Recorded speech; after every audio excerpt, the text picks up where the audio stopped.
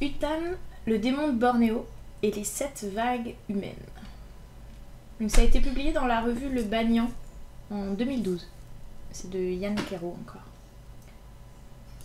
Dissimulée par les amples feuilles au vert ciselé d'une fougère arborescente, la silhouette évanescente d'Utan s'approcha de la maison des hommes.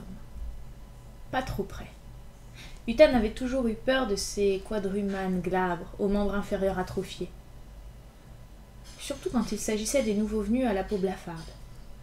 La 7e vague humaine, dont les lames rugissantes et tournoyantes abattaient les arbres tels des termites voraces. Pourtant, cela paraissait différent. Depuis leur arrivée dans la clairière de la jungle, plusieurs jours auparavant, ils ne s'étaient pas montrés destructeurs. De ce fait, la vie qui avait figé son cours reprenait ses infinis crissements, frottements et crépitements étouffés par l'humus spongieux. Derrière Utan, juste à portée de souffle, se pressait la foule des djinns menée par le grand vizir Kalimantan. Il avait pour l'heure pris la forme d'un immense serpent tacheté Nabo. Utan n'aurait pu se passer des djinns, même si leur relation n'avait pas toujours été aisée. En ces temps difficiles, bien que leur puissance se délitât, leur mémoire demeurait inaltérable. Sans eux, Utan ne serait jamais devenu l'esprit sultan, et il aurait probablement déjà vu s'évanouir l'essentiel de son passé, qui se confondait virtuellement avec celui de Bornéo. Bien qu'il ne s'en vantât pas, Utan n'était pas natif de l'île. Utan y était arrivé voilà bien des millénaires, sur des radeaux de branchage, avec ses créateurs, les orang-outans. Car Utan était une divinité. Utan était l'esprit rêvé des grands singes roux, dont il arborait d'ailleurs la fantomatique apparence, en tout cas pour ceux capables de voir les êtres surnaturels. Quand les orang-outans avaient abordé l'île, alors que la mer était bien plus basse qu'aujourd'hui, et que l'on pouvait presque traverser à pattes depuis Sumatra, Bornéo était surtout peuplé d'esprits diffus et archaïques. Dans les bosquets inondés de moites touffeurs sommeillaient des émanations spirituelles, des épiphytes et des lianes rugueuses. Plus loin, accrochés à des fragments d'écorce gorgés d'eau, se dressaient les inventions fugaces et minérales, des orchidées distillant des parfums capiteux, ou des népenthès aux urnes acides.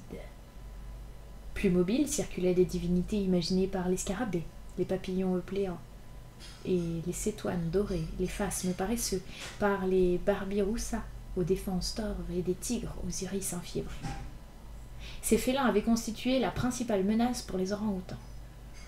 Heureusement, Utan était là. Bien que d'ordinaire peu imaginatif, l'esprit rêvé des primates avait su trouver la faille chez ces félidés et leur divinité Sandokan.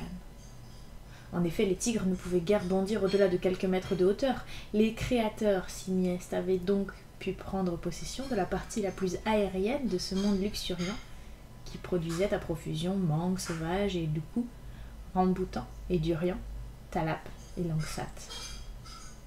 Longtemps, les esprits avaient survécu en entente méfiante, à défaut d'être cordiales. La férocité de Sandokan, le roi des esprits tigres, troublant régulièrement la paix de la jungle. De son côté, Utan avait su tirer parti de la voracité de son rival, en se posant en arbitre des conflits. Quand, dans un univers matériel, un gibbon ou un kalao se faisait dévorer, c'était auprès d'Utan que leur déité venait demander des réparations. Utan leur disait alors qu'un tigre resterait toujours un tigre. En même temps, il leur promettait d'aller sermonner Sandokan, afin qu'il réfrène l'appétit de ceux qui le rêvaient. Utan s'en allait alors, grimacé sur une haute branche. L'esprit tigre s'épuisait à bondir et à rugir avant de devoir admettre son incapacité à planter ses crocs éthérés dans l'essence diaphane du dieu singe. Bien que d'un tempérament relativement passif, Utan s'était ainsi imposé pendant des millénaires aux esprits des créatures de Bornéo, jusqu'à l'arrivée des premiers hommes, ou plus exactement de la première de leurs 7 vagues. Comme le djinn Kalimantan se plaisait à le lui rappeler, cela remontait désormais à plus de 50 000 ans. Le grand vizir Kalimantan n'était pas encore là à l'époque. Il était seulement arrivé avec la 5e vague d'humains, celle des musulmans. Mais comme les djinns disposent d'une mémoire phénoménale, Kalimantan n'avait pas oublié, même ceux qu'il n'avait pas vécu. La première vague d'humains était radicalement différente de celle d'aujourd'hui. Ces êtres avaient abordé Bornéo en pirogue d'arbres, venant de la direction par laquelle le soleil ne passe jamais. Le nord, disent les djinns qui aiment à étaler leur science. Ces premiers hommes présentaient une certaine ressemblance avec des orang-outans, mais en plus laids. Par chance, la cohabitation initiale n'avait pas été si malaisée. Ces premiers humains vénéraient les éléments, pierres, rivières, nuages. Il n'avait pas été difficile à Utan de se faire accepter d'eux. Après tout, l'orang-outan avait le bénéfice de l'antériorité. Les plantes et les insectes lui avaient soufflé nombre de secrets de la jungle, y compris celui de moult potions de guérison. Les chamans furent heureux d'apprendre en l'observant. En effet, ces premiers humains étaient capables de rêves puissants, et les plus sensibles d'entre eux savaient apercevoir les esprits. Utan leur devait d'ailleurs son nom, car les orang-outans rêveurs n'avaient pas vraiment de langage pour le qualifier. Ainsi, l'esprit des grands singes roux avait été révéré par la première vague des hommes sous la bisyllabe Utan, qui signifiait végétation profonde, dans le parler de ceux qui se dénommaient eux-mêmes les Punan. Utan, chuchota une voix inquiète derrière lui. Tu crois réellement qu'ils sont inoffensifs? Toujours dissimulé derrière sa fougère arborescente, l'esprit orang-outan s'extirpa de sa rêverie à l'écho de son nom et se tourna vers le djinn Kalimantan. Le principal talent de Utan en tant qu'esprit sultan était de laisser travailler les autres. Il s'adressa avec bienveillance à son grand vizir. « Mon très cher Kalimantan, les nouveaux venus de cette maison ne montrent point d'agressivité. Il n'y en a probablement rien à craindre. Cependant, il vaudrait mieux s'en assurer. Étant donné tes hautes fonctions de garant de la sécurité de tous, cet honneur te revient. Approche-toi de leur demeure et écoute ce qu'ils racontent. » Dispensés de cette dangereuse aventure, tous les esprits de la forêt approuvèrent les sages paroles de la divinité orang-outan, même les anges déchus aux ailes brisées de la 6e vague. Tiraillé entre sa défiance instinctive vis-à-vis des humains et la honte de montrer sa frayeur, Kalimantan, le chef des djinns, se résolut à onduler sous la forme serpentine jusqu'à une branche de Méranti, affleurant la moustiquaire de la véranda où s'étaient réunis les 3 nouveaux arrivants blafards. Une femme à la crête de crin blanc, qui paraissait leur mentor, et 2 jeunes hommes affublés d'étranges doubles yeux d'eau. Leurs paroles apaisèrent les inquiétudes du djinn. Apparemment, il s'agissait d'humains de science, sensiblement moins dangereux que les chasseurs, les évangélistes ou les tronçonneurs. « Catherine, vous croyez que nous allons trouver cette variété de sang de dragon ici ?» demandait un des jeunes humains. « Difficile à dire, Paul, répondit la femme en agitant un éventail en batik pour se procurer une illusion de fraîcheur. De multiples espèces de plantes sont utilisées par des populations indigènes pour produire la résine dite sang de dragon. A priori, le produit que l'on a étudié ne paraissait pas provenir de Daemonops draco, mais il pourrait être issu d'une autre espèce végétale, comme Daemonops miscanthus, ou encore d'une plante du genre croton, ou Pterocarpus. Encore aujourd'hui, la botanique de Bornéo demeure un champ largement inexploré. On connaît seulement 5 à 10% de sa flore, tandis qu'entre les exploitations forestières et l'extension des plantations de palmiers à huile, elle disparaît, à un rythme des milliers de fois plus rapide que notre capacité à l'étudier. Au moins, on est sûr que l'échantillon de résine provenait de cette île, déclara l'autre jeune homme d'un ton se voulant enjoui. Certes, Marc, mais au risque de doucher votre enthousiasme de fraîche recrue, n'oubliez pas que l'île de Bornéo est plus vaste que la France. On en est réduit à chercher une aiguille dans des millions de beules de foin. Tout ce dont on est sûr, c'est qu'un échantillon de résine, acheté voilà 1 an sur un marché du bord de la rivière Mahakam, a montré des propriétés absolument stupéfiantes pour lutter contre le cancer. Cependant, malgré des mois de recherche, il m'a été impossible d'identifier la plante ou sa provenance exacte. Ça se trouve, il s'agit d'un composé chimique complexe issu d'une longue préparation. Dans ce cas, il faudra non seulement trouver là où les plantes, mais aussi quelle tribu l'a fabriquée, pour identifier leur procédé. Satisfait des résultats de son écoute, le chef des djinns s'en revint auprès des autres esprits de la forêt pour leur narrer sa conversation. L'annonce fut plutôt bien accueillie, sauf par les divinités dragons venues avec la 4e vague humaine. Mais leur substance était si dégénérée désormais que plus personne ne leur prêtait attention. Ainsi, déclara Utan en se grattant l'oreille gauche de son longiligne bras droit, ce qui lui donna une pause d'importance.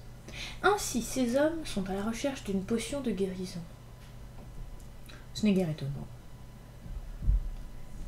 Et Utan se plut à raconter, pour la 10 000e fois à son entourage spirituel, l'histoire de la deuxième vague de population humaine qui avait investi Bornéo. Ceux-là étaient des Malais. Ils avaient apporté avec eux la fleur de feu domestiquée et de nombreux animaux étrangers, comme le chien et la chèvre. C'étaient également des agriculteurs qui donnaient la forêt à manger aux flammes pour y planter riz, manioc et bananiers. Heureusement, la jungle était si immense et si luxuriante que leur défrichement ne suscitait guère plus d'effet qu'une piqûre d'anophèle sur le cuir épais d'un buffle somnolent dans une mare boueuse. Pour échapper à leur emprise, les punanes de la première vague humaine s'étaient enfoncés dans la forêt avec les orang-outans et les autres créatures mouvantes. De nouveaux compromis avaient dû être trouvés. Côté humain, les punanes troquaient des produits forestiers tels que des fibres des palmiers rotins ou des potions de guérison contre du sel de mer et des poteries. Du côté des esprits, les choses s'étaient révélées un peu plus complexes, car les Malais rêvaient des divinités aux personnalités affirmées. Même s'ils n'étaient pas encore musulmans à l'époque, par chance, leurs dieux peuplaient les cieux lointains, ce qui n'avait pas trop gêné les déités de Bornéo. La principale incommodité était la venue des esprits de leurs morts, dont certains erraient parfois pendant des semaines, s'égarant à perte d'âme entre les labyrinthiques troncs de la jungle, avant de parvenir à trouver un chemin vers le ciel. En se proposant comme guide vers les cimes et l'au-delà de la canopée, Utan était une nouvelle fois parvenu à valoriser sa connaissance intime de la forêt pour s'imposer aux esprits des humains défunts. Après tout, les hommes de la deuxième vague appelaient leurs fantômes Antu. Antu et Utan ne pouvaient que bien vivre ensemble. Il n'en avait pas été de même avec la troisième vague, celle des populations venues d'Inde. La confrontation était survenue voilà plus de 2000 ans, affirmaient les djinns, comptables du temps passé. Ces peuples voquaient sur de grands navires en teck surplombés de toiles aux cotonnades nuageuses. Parés d'or et de pierreries aux reflets de lumière, ils s'installèrent à Bornéo et y construisirent des palais aux façades somptueusement sculptées de figures féminines aux formes plantureuses. Pour Utan, ce fut le début de l'enfer. Les deux précédentes vagues humaines et même les orang-outans qui rêvaient étaient fascinés par ces êtres aux objets si raffinés, dont les prêtres préparaient des offrandes de lait, de fleurs, de miel pour les dieux flamboyants. Utan lui-même ne pouvait s'empêcher d'admirer les incarnations mythologiques de Mahabharata, déambuler avec altesse à la lisière des forêts vierges. Le noble Yudhishthira, personnalisation du dieu de la justice, au bras de la splendide Draupadi, Bhima à la force surhumaine, toujours armé de sa terrifiante massue, le fier Arjuna, à qui ses infaillibles flèches garantissaient la réputation de plus grand chasseur de démons.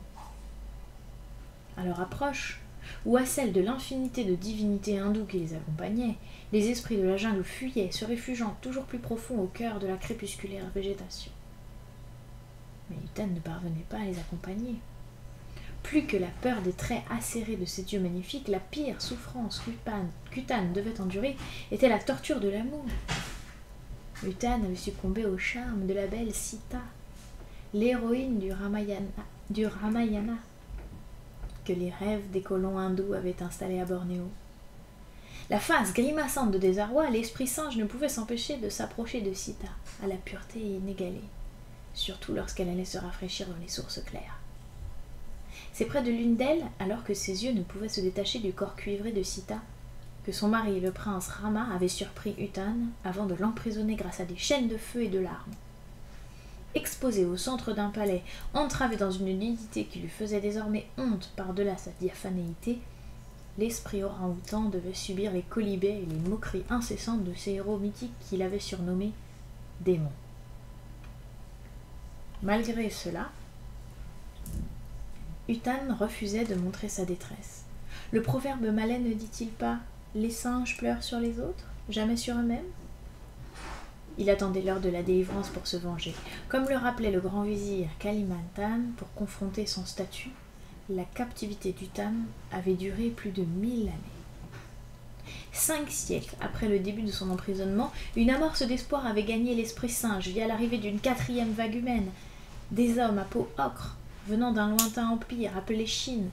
Leur culture était très sophistiquée, mais il s'agissait essentiellement de commerçants. La plupart se contentaient d'acheter des marchandises avant de repartir vers le nord. Les quelques résidents de cette quatrième vague avaient néanmoins apporté avec eux une poignée de divinités étranges. Le bavard Confucius, dont le long manteau constellé de symboles erratiques masquait les membres parcheminés, et surtout les dragons écailleux aux griffes de rapaces. Cependant, compte tenu du nombre limité de Chinois résidant à terre, leurs rêves permettaient seulement à ces esprits dragons d'exister sous une forme vaporeuse et malingre. Impossible de s'appuyer sur eux pour se délivrer. 5 siècles supplémentaires d'attente avaient été nécessaires avant l'arrivée de la 5e vague de peuplement, celle des musulmans. Rapidement, la lutte d'influence avait fait rage entre les nouveaux venus, adorateurs d'Allah, le dieu unique sans corps ni visage, et leurs prédécesseurs, qualifiés d'idolâtres. Utan n'était pas parvenu à entrer en contact avec Allah, mais les musulmans rêvaient aussi d'autres créatures étranges, les djinns. L'esprit orang-outan avait réussi à parler avec leur chef, Kalimantan, qui avait pour la circonstance pris l'apparence d'un cobra. Ce dernier lui avait parlé de leur antique histoire, telle qu'elle était évoquée dans le plus sacré des livres, le Coran. Utan n'avait jamais vu de Coran, ni même de livre, mais il était prêt à croire cet allié qui se disait d'une grande puissance. Dans leur terre d'origine, les djinns étaient organisés, à l'instar des hommes, en royaumes, états, tribus. C'étaient des créatures invisibles, polymorphes, hybrides, faites d'un subtil maillage de lumière et de feu sans fumée, auxquels venaient à l'occasion s'amalgamer vent, poussière, cendres, sable, nuages d'insectes et cris de foules hystériques. Ils obéissaient aux mêmes lois de l'islam, car Allah les avait créés pour qu'ils l'adorent. Capables d'influencer la pensée humaine, ces djinns s'efforçaient d'aider les musulmans de la 5e vague à vaincre ou à conquérir leurs prédécesseurs. Cependant, venant de terres désertiques et aveuglantes de l'Arabie, ils avaient perdu leurs repères. Ils peinaient à s'adapter au monde obscur et moite de la jungle et à circonvenir les hindous. Utan avait alors eu une étincelle d'intelligence. En échange de la liberté, il avait proposé son aide aux djinns. De fait, Utan connaissait toutes les mares sulfureuses où puiser l'énergie tellurique, les pinacles aux arêtes acérées où établir des retranchements, les sables mouvants où entraîner les ennemis. En outre, sa réputation de démon lui donnait une aura de pouvoir occulte. Grâce à Utan, les djinns avaient su inspirer les populations musulmanes et leur permettre de supplanter les anciens royaumes hindouisés. Tandis que les palais s'effondraient, Yudhishthira, Arjuna et le prince Rama prenaient la consistance de haillons, de corps effilochés plus insaisissables que des voiles arachnéens. Même la sublime Sita n'était plus qu'une brume de membres grêles s'évanouissant dans les brouillards de l'aube. La disparition de ces chaînes, après 1000 ans d'emprisonnement, avait permis à Utan de se consoler de la perte de son amour impossible, et même de renoncer à ses projets de vengeance. Quelle gloire, quelle satisfaction aurait-il pu tirer de représailles contre des ex-dieux devenus ectoplasmes délabrés. En outre, il était plus urgent pour Utan d'essayer de reconquérir sa place au sein des divinités. Grâce à Utan, les djinns étaient devenus particulièrement puissants. Impossible d'espérer les vaincre par la force, encore moins par la ruse. Cependant, l'Esprit Saint s'était gardé de leur révéler tous ses secrets, notamment celui des potions de guérison à base de plantes. Un compromis s'était donc révélé envisageable. S'inspirant de la hiérarchie des nouveaux maîtres, Utan avait proposé à Kalimantan, le chef des djinns, de devenir son grand vizir. Lui se contenterait d'être sultan. Le pouvoir d'agir serait désormais entre les mains du grand vizir, mais la position de sultan n'était pas dénuée d'avantages. Il conservait un rôle d'arbitrage sans avoir besoin de prendre d'initiative ni de courir de risques. Le démon Utan, proclamé sultan des esprits de Bornéo, laissa donc les responsabilités à Kalimantan. Ce choix allait s'avérer sage, particulièrement avec les 6e et 7e vagues humaines à venir. Utan, d'autres hommes approchent, avait érupté d'une voix fluette un jeune dragon qui ne parvenait pas à muer. L'esprit orang-outan interrompit ses pensées et se tapit dans les fourrés pour observer l'arrivée d'un petit groupe d'hommes dont plusieurs étaient armés de bâtons crachant le feu. Leur visage fermé ne laissait rien présager de bon. L'altercation et les protestations qui s'échappèrent de la véranda confirmèrent ce pressentiment. « Mon très cher grand vizir, déclara l'Esprit Singe, nous allons de nouveau avoir besoin de tes compétences et de ton grand sens de l'écoute. Va donc espionner ce que disent ces nouveaux venus. » À contre-cœur, mais nous pouvant se soustraire à ses devoirs au risque de perdre la face, le djinn Kalimantan repartit en direction de la maison, cette fois sous forme d'un lézard volant, afin de pouvoir battre en retraite plus rapidement. De fait, même si les hommes ne voyaient pas les djinns en raison de leur matière constituante, ces derniers pouvaient être blessés, s'ils étaient traversés par des tirs d'armes à feu. Le petit groupe d'hommes était toujours sous la véranda. « Vous ne pouvez pas nous expulser, » s'emportait la femme à la crinière blanche. « Nous avons une autorisation du LIPI 3 pour effectuer des recherches dans cette forêt pendant 6 mois. » « Le LIPI est un institut national qui n'a aucun pouvoir ici, » objecta le chef des nouveaux arrivants. « Depuis la décentralisation, cette forêt est sous juridiction de Butapati. Et il vient d'accorder une concession à notre compagnie. Nous allons commencer à tracer des routes et à couper des arbres dans ce secteur dès demain midi. Vous avez jusqu'à 11 heures pour évacuer. » « C'est scandaleux, reprit la femme d'Ajmur. Vous allez tout détruire. Si nous trouvons le produit que nous cherchons, le programme de coopération avec votre gouvernement pourrait rapporter des millions de dollars. » « Peut-être, Madame Catherine, ironisa l'homme de la concession forestière. Mais dans combien d'années 5, 10, 20, peut-être jamais. Alors que dans un seul des Mérantis ou des Mahoganis, on peut débiter jusqu'à 10 mètres cubes pour une valeur totale de 1000 ou 2000 dollars. Un seul hectare de forêt peut rapporter plus de 100 000 dollars sans avoir besoin d'attendre les résultats d'aléatoires recherches. Donc je vous conseille d'évacuer, au plus vite. « Vous n'avez pas le droit, » objecta un des deux hommes aux doubles yeux d'eau, dont le djinn avait enregistré à jamais le nom. Marc. « Nous nous plaindrons à notre ambassade. Libre à vous, se moqua le forestier en tournant les talons, mais notre Bupati ne changera pas d'avis. Quoi qu'il arrive, les bulles laser seront là demain. Si vous n'êtes pas parti et qu'un accident survient, nous ne serons pas responsables. L'homme avait prononcé le mot « accident » avec une pointe de menace avant de claquer la porte grillagée de la véranda et de repartir avec ses hommes. « Catherine, on ne peut quand même pas les laisser faire, se lamenta Marc. La vieille chercheuse hocha tristement la tête, l'air résigné. Ce n'est pas la première fois que ça arrive, et ce n'est pas la dernière non plus. Les forêts denses deviennent rares, alors les exploitants sont à l'affût de la moindre parcelle à couper.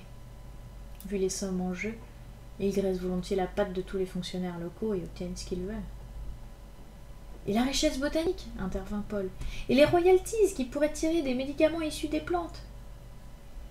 Tu as entendu, ils n'en ont rien à faire. Ces hommes-là savent que même si on découvre des substances intéressantes, cela prendra des années, que les bénéfices iront au gouvernement central ou à des firmes pharmaceutiques, pas à eux. Alors ils préfèrent couper et vendre le bois. Kalimantan en avait assez entendu. Il déploya ses ailes de lézard aux nervures violacées, se laissa porter par le mince filet de vent des taillis jusqu'à l'attroupement hétéroclite entourant Utan. Dans la pénombre forestière, le djinn fut frappé par le caractère pitoyable de leur assemblée, composée des esprits locaux ou rêvés par toutes les vagues humaines. Brume de Pandava, haillons des plis du manteau de Confucius, ombre de djinn, spectres effilochés d'anges déchus. Dans quel état de déliquescence avait-il sombré à l'aune de leur gloire d'antan? Kalimantan se souvenait mieux que tous de l'arrivée des 2 dernières vagues qui leur avaient été fatales. La 6e était venue de l'ouest, des terres que les Arabes appellent l'Europe. Portugais, puis Hollandais et Anglais avaient colonisé Bornéo, amenant à travers leurs rêves anges et démons chrétiens. Ces Européens avaient temporairement conquis les populations humaines, mais les djinns étaient parvenus à résister vaillamment aux esprits du christianisme, contre lesquels ils avaient autrefois régulièrement lutté sur la terre sainte des origines. La hiérarchie des déités de Bornéo n'avait donc guère été modifiée, conservant à sa tête le sultan Utan et le grand vizir Kalimantan. La forêt s'était juste peuplée à l'occasion de nouveaux êtres étranges, comme des ogres, des vampires, des loups-garous, qui se terraient dans les cauchemars d'enfance de la progéniture de cette 6e vague. Le seul vrai drame avait été la disparition de Sandokan. Traqués par les Européens, les tigres avaient progressivement disparu, laissant seulement dériver, quand la nostalgie envahissait la jungle, l'écho rayé d'un feulement de désolation. Et puis, il y avait eu un intermède étrangement gai avant la 7e vague. On ne pouvait pas vraiment le considérer comme une vague, car il s'était révélé très temporaire. À peine 4 années. En tant que djinn, Kalimantan se remémorait forcément, excellemment bien cette époque. C'était en l'an 41 du calendrier Nasrani, soit en 432, selon le comptage musulman, pendant ce que les hommes avaient appelé la 2e guerre mondiale. L'armée japonaise avait envahi Bornéo. Le jour, les soldats agissaient en barbares endoctrinés et violents. Mais la nuit, ces Japonais laissaient échapper de leurs rêves des esprits merveilleux. Ces êtres, appelés kami, se comptaient par milliers. Comme ils s'éloignaient rarement de leur maître rêveur, toutes les forces spirituelles des forêts d'alentour s'approchaient des camps retranchés pour les observer. Les plus intrigants étaient Tsukuyomi, le dieu de la lune à face ronde, Inari, le dieu du riz, Ame no Uzime, la déesse de la gaieté qui peinait à retenir ses larmes devant la cruauté de ses descendants humains. Mais il y avait aussi les yokai aux formes incertaines, les tengu-ailés, les tanuki au ventre jouant du tambour, les kappas aux allures de tortues, les noperabo sans visage. Toutes ces créatures paraissaient extraordinairement exotiques et rafraîchissantes pour les djinns comme pour les anges déchus. Quelle tristesse quand le Japon avait perdu la guerre. Les soldats étaient repartis à bord de grands navires de fer, avaient emporté avec eux leurs milliers de kami, puisqu'aucun nippon ne restait plus à Bornéo pour les rêver. Tous les esprits de la forêt avaient sombré dans la dépression, inondant pendant des semaines les cimes des arbres d'aurore boréale lacrymale. Après le départ des Japonais était venue l'indépendance, accompagnée de la 7e vague, celle des experts internationaux. Les divinités de l'île s'étaient trouvées démunies face à elles. Pourtant, ils en avaient vu beaucoup, surtout les esprits primordiaux des plantes et les animaux des origines. Cette nouvelle vague ne rêvait plus de déités ni de démons. Elle se contentait de fantasmer des revenus qu'elle pourrait tirer des défrichements de l'exploitation du bois ou des plantations pour huile et carbone. Face au fier matérialisme de ces cerveaux rigides et à leur néant spirituel, même les djinns, pourtant versés dans l'art subtil de la manipulation des pensées, étaient totalement désemparés. De surcroît, les musulmans se modernisaient ou bien se laissaient séduire par le froid scalpel de la parole d'Allah, teintée d'intégrisme et débarrassée de la poésie mystique ou rêveuse des antiques chambeliers. Ils ne croyaient plus guère aux djinns, laissant seulement à ces derniers, en amer cadeau de consolation, le souvenir irréversible de leur puissance perdue. Alors, interrogea Utan en apercevant son grand vizir, qu'ont dit les nouveaux venus? Une triste lueur de feu s'enfumait traversa les pupilles de Kalimantan, tandis que le djinn abandonnait sa forme de lézard pour reprendre celle plus habituelle d'un serpent en nabou, aux écailles tachetées. Les tronçonneurs vont venir couper la forêt demain, lâcha-t-il en un sinistre sifflement lingual. Un murmure de consternation traversa l'assemblée des esprits, tandis que les regards éthérés se tournaient implorants vers Utan. L'esprit simiesque peina à cacher son impuissance. Un temps, il s'était réjoui de l'affaiblissement des djinns, mais les hommes de la 7e vague avaient provoqué des fléaux non moins mortels pour lui. Ils avaient emporté nombre d'orang-outans vers d'autres terres, les mettant hors de portée de rêve. Ils avaient surtout défriché et fragilisé les forêts, dont d'immenses surfaces se volatilisaient désormais en cendres à chaque saison sèche, calcinant les corps de milliers d'animaux qui ne parvenaient pas à s'enfuir assez vite. Tandis que leurs effectifs se restreignaient, les rêves des orang-outans se révélaient de plus en plus diffus, déchirés, se peuplant d'angoisse ou de peur plus que d'espoir. Ne pourrions-nous pas aider ces humains à découvrir leurs potions de guérison ? Interrogea le jeune dragon à la voix fluette. Comme cela, ils sauveraient le monde. Voilà une magnifique idée, concéda Utan d'un ton faussement enthousiaste. Mais pour réfléchir à cela, je propose que nous allions d'abord nous installer un peu plus loin. Utan, sultan de Bornéo, démon des esprits, soupira intérieurement, si tant est qu'un esprit est un intérieur. Il se sentait si las, si fatigué, si vide. Sa pensée, qui n'avait jamais été d'une grande fulgurance, se dégradait au rythme de la disparition de ses rêveurs. Sa mémoire aussi s'altérait, emportant avec elle les précieux souvenirs d'une époque révolue. Des innombrables potions de guérison dont les premiers esprits des plantes de Bornéo lui avaient naguère soufflé le secret, il ne conservait que de diffuses images brouillées. Et comme il avait préféré ne pas les divulguer aux djinns, personne ne pouvait l'aider à s'en souvenir. De toute façon, cela serait sans doute révélé vain, car les nouveaux hommes n'avaient plus de chaman pour écouter les exhalaisons de son inspiration. Il restait encore néanmoins suffisamment de substance à Utan pour pressentir, sans forcément bien le comprendre, que la forêt ne serait bientôt plus magique. Elle ne serait bientôt plus que ce que les humains de la 7e vague en rêvent aujourd'hui, des mètres cubes de bois et de carbone. Alors, il n'y aurait plus d'esprit ni de démons, peut-être même plus de forêt du tout. En tout cas, Utan n'y serait plus.